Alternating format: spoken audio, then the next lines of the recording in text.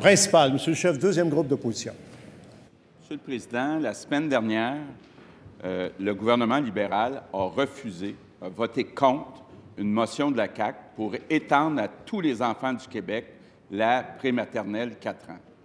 Même la commission politique du Parti libéral est d'accord avec la proposition de la CAQ. Monsieur le Président, le grand avantage de la proposition de la CAQ, c'est de permettre d'identifier très tôt les enfants qui ont des difficultés d'apprentissage et leur donner des services. Or, actuellement, à toutes les semaines, on a des parents d'enfants qui ont des difficultés d'apprentissage qui nous disent « on attend pour des services à nos enfants ».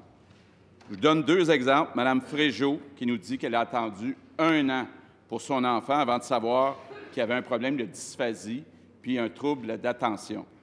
Mme Berger qui nous dit qu'elle a attendu 29 mois avant d'avoir un diagnostic d'autisme pour son garçon. Monsieur le Président, pourtant, tous les experts sont clairs. Les services les plus importants, c'est avant 6 ans.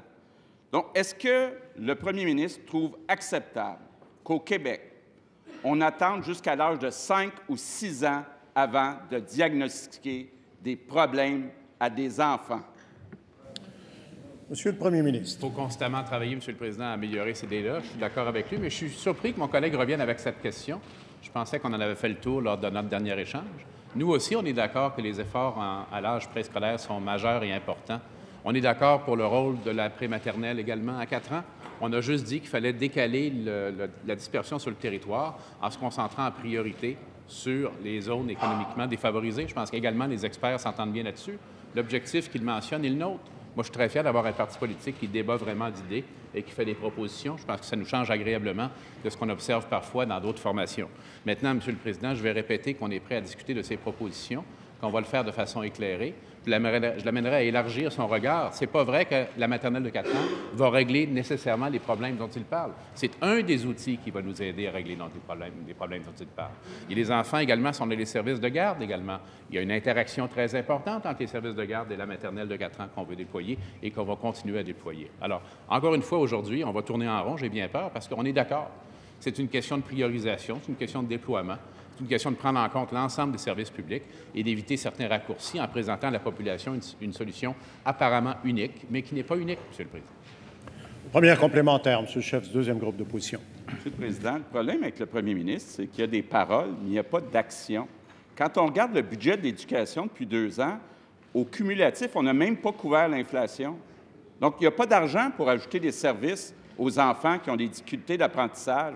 Il nous dit qu'il va ouvrir 70 classes de prématernelle 4 ans. C'est 1 000 enfants. Il y en a 82 000 qui ont 4 ans.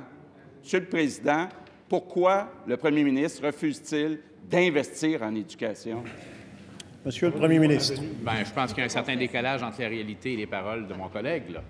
Justement, parce qu'on a rétabli l'équilibre budgétaire, on a été capable de rétablir des marges de manœuvre qui nous a permis, dès que ces marges de manœuvre sont apparues, avant même le dernier budget, de commencer notre réinvestissement. On parle d'1,2 milliard sur les 3 prochaines années, autant pour favoriser la réussite des enfants que pour améliorer nos infrastructures scolaires. Alors, je m'excuse, là, il faut peut-être rétablir les faits. Il y a un investissement très important qui non seulement est annoncé pour cette année, mais pour les 3 prochaines années, Monsieur le Président, pour les 3 prochaines années.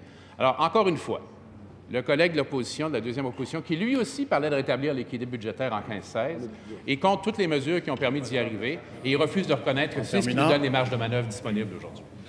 Deuxième complémentaire, Monsieur le chef, deuxième groupe d'opposition. La réalité, Monsieur le Président, c'est que le 1,2 milliard, ça couvre les augmentations de salaire, l'inflation, c'est tout. Il n'y a pas de services additionnels. C'est ça le résultat de ces 3 premiers budgets.